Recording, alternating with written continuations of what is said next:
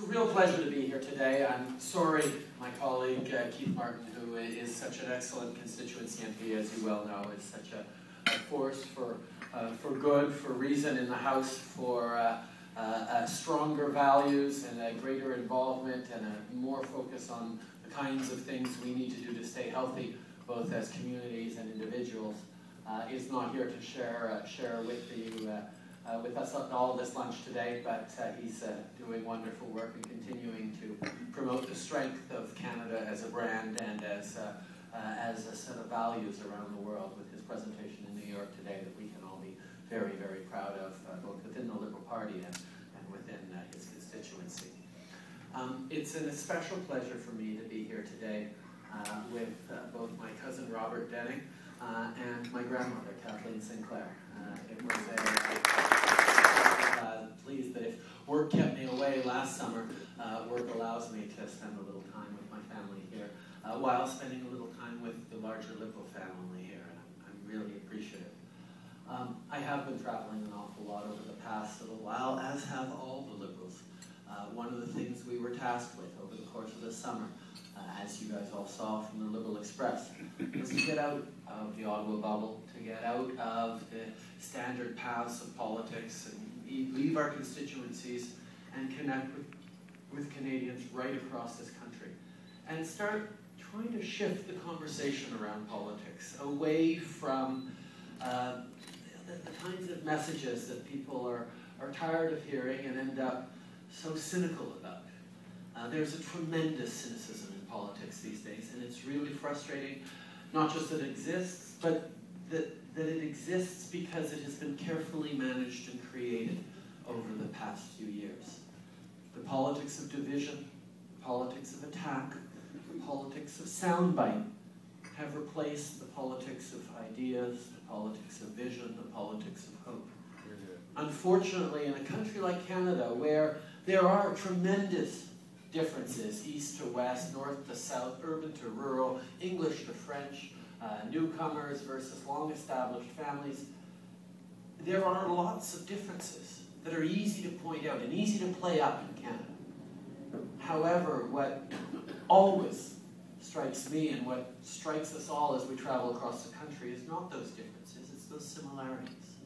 The fact that we share in this country a core set of values based around openness, respect for each other, respect for the rule of law, but a compassion and a generosity that leaves us working hard to succeed, but prepared to be there for our neighbors when we fall in times of difficulty.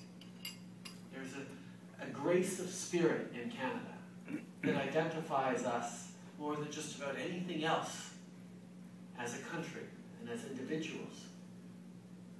But always it's easy to choose to divide, to set people against each other, to create fears and chimeras that are causing uncertainties and angst among the voters. Canadians spoke loudly and clearly to Liberals all this summer, saying, we don't want that anymore. We don't want to be talked down to. We don't want to be told we need to be frightened of this or frightened of that. And that's one of the big differences between the Liberal Party of Canada and the Conservatives. The Conservatives are always looking to prevent and compensate for the very worst within us, whereas the Liberals believe in building for the very best within us, of giving people opportunities by responding to concrete needs. Over the course of the summer, the Liberal Party talked a lot, for example, about our rural platform. Issues around full broadband access, developing a national food strategy, helping doctors go to more rural and remote areas to help out there, valorizing and encouraging our volunteer firefighters. These were concrete issues that were important to people in the areas we talked to. We're talking about investing in more sustainable, energy-efficient forestry that will allow for a next generation of success within our natural resources. We talked about concrete issues that would address Canadians' concerns and help them through both this recession and the years ahead, which will require us to shift in our thinking quite a bit, to question some of the paradigms that got us here, challenge the status quo and bring forward fresh ideas and a fresh attack on the challenges that the future holds. This is what the Liberal Party's been trying to do. Over the course of the summer, the Conservatives talked a lot about rural issues too. Well, they really talked about one rural issue. They talked about the gun registry. Now the gun registry, whether you're a law-abiding hunter or farmer who's worried about the imposition of the state upon their lives, which is a legitimate concern, or whether you're a city dweller or an activist who's very aware of the amount of violence caused by long guns, particularly in domestic violence situations, wanting a balance, there is a need to find the right balance between controlling our firearms in this country, being aware of where they are, and not imposing too much overly onerous duties or penalties on law-abiding citizens. But the discussion this summer wasn't around trying to find a balance. It was all designed to pit urban against rural, set people against each other, create fear and insecurity that the government's going to come and take your guns. And that's not what rural Canada needs right now. It's not what Canadians in general need. We're living at a time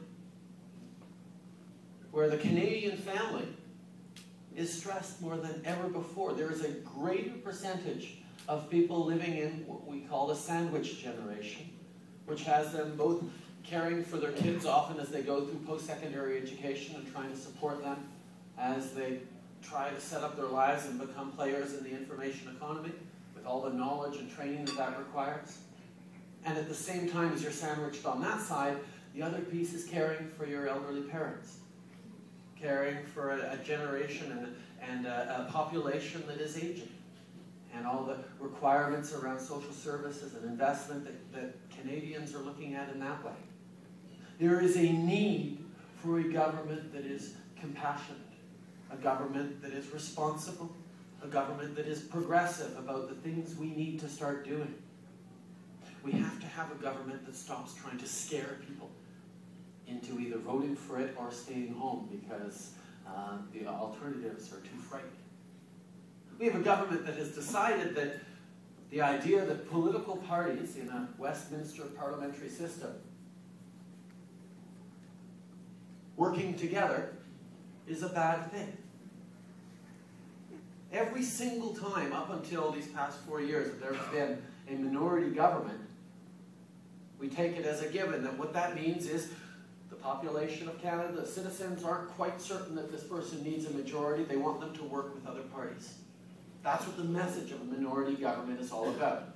This minority government has been, instead of working with other parties, been simply saying, my way or the highway. Either you support our agenda as is, or we go into an election that you'll get blamed for. You don't have the funds to fight. Now the challenges around that, is partially the fault of the Liberal Party that hasn't done as good a job reaching out and pulling together over the past few years as we should have. But to start saying that working together is a bad thing is a culmination of a whole bunch of bad things that this government manages to say. Whether they're choosing ignorance over knowledge by eliminating the long-form census, whether they're deciding unilaterally and behind closed doors that this particular fighter jet that they're willing to spend $16 billion on is the exact right fighter jet and it's the best deal that we could possibly get for ourselves. To develop a national housing strategy that consists of investing $9 billion in bigger prisons. That's not a housing strategy. Sorry. But with their tough on crime attitude, they're fighting against and they're creating and instilling in people the fear. Everyone's afraid of crime. It's perfectly normal. They're terribly inconvenienced by the fact that crime has been decreasing over the past decade to significant events, which is part of why they're trying to eliminate the facts, like a census that would demonstrate, what the reality is on the ground, and why they're firing anyone who works within the public service who dares give them something that does as information or recommendation that doesn't jive with their ideology. But to play up fears that people have around criminalization, and saying we're tough on crime because we're going to put in tougher penalties, longer prison sentences. I'm sorry, if that tactic worked, then LA and Houston and Detroit would be the safest cities in North America. You want to invest in prisons, instead invest in community centers. Invest in guidance counselors. Invest in opportunities to train, to learn, to be rehabilitated. Invest in the kinds of things that are going to prevent people from becoming victims of crime in the first place, rather than punishing the people who made them victims. I mean, yes, we need to have a strong criminal justice system that penalizes and punishes criminals, sure, and helps them, find their value within society, absolutely. But the biggest deterrent to criminal activity is not how long the sentence is that you might end up getting after you're tried and before a judge. The biggest deterrent is actually whether or not you're going to get caught. And this government promised hiring a lot of new police officers and hasn't delivered on that at all. Instead, $9 billion in new prisons. So what we have right now is a government that will not listen. A government that is focused on its ideological agenda, focused on ramming through what it thinks is right and trying to scare us into voting that way. And what we're seeing across this country, every time the Liberal Party gets out, and as we had earlier this week when our leader Michael Ignatieff had an open mic session, one of many that he's going to do right across the country, where he stands in front of a crowd, drawn from every political background, anyone in the community who wants to come out and ask him questions over 90 minutes, no pre-scripted, no control, just him trying to do best in responding to the concerns and the fears and the hopes and dreams of the people assembled before him. That's what politics is all about. It's about building up those connections. It's about finding those common threads. It's about creating a space in which all of us can feel safe and valued in contributing to our national discourse around where we want to go as a country. Because Canada is an extraordinary place, and we are all amazingly lucky just to be Canadians, just to be here in this room right now. But with that luck comes a responsibility. We are luckier than just about any other people in the world. And because of that, we need to make sure we're using that luck to get it right, to demonstrate how a society can function strong, not in spite of its differences, but because of them.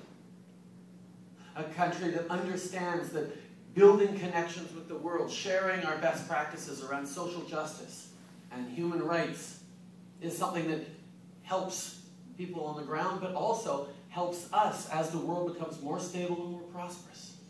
There is an opportunity in the 21st century for Canada to be a serious player and a serious developer of solutions, not because of its size, but because of the justness of its people, because of the values that we live for, because how hard Canadians are willing to step up to bring forward some of those answers that the world needs.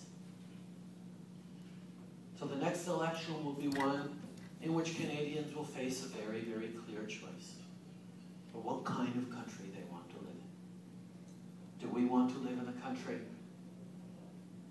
that allows us to coast by on our natural resources,